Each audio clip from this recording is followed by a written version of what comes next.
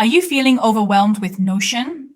In just 60 seconds, I'll show you how to go from a blank page to a simple and organized setup like this. And at the end, I'll give you a free beginner cheat sheet plus a step-by-step guide so you can start building your first task tracker instantly. Okay, let's begin.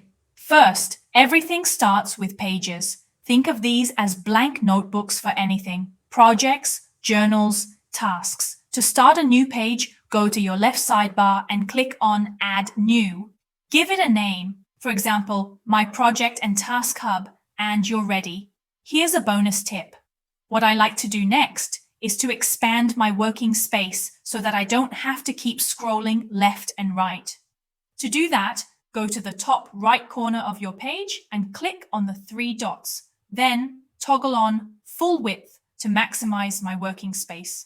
Inside each page, you build with blocks, which are your text, checklists, headings, images.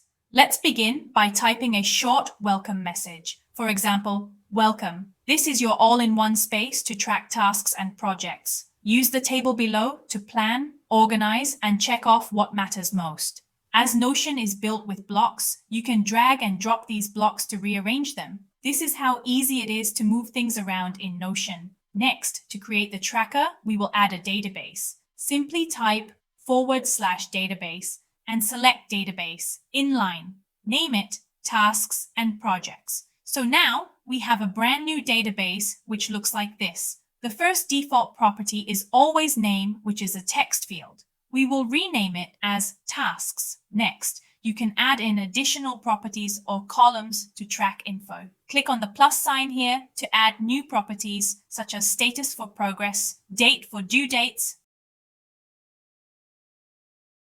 and priority level. For priority level, add in the options by clicking on the property name. Go to Edit Property, Options, and click on the plus sign to add high, medium, low as choices. Lastly, we will add a text property, which we will rename as Notes. These help you stay organized and powerful, like magic columns for your tasks. And we are now ready to put in our first task. Learn Notion. Then select the progress, add in the due date, select the priority level, and include any notes or remarks in the last column. Now, let's add in more tasks by clicking on plus new page at the bottom of the table.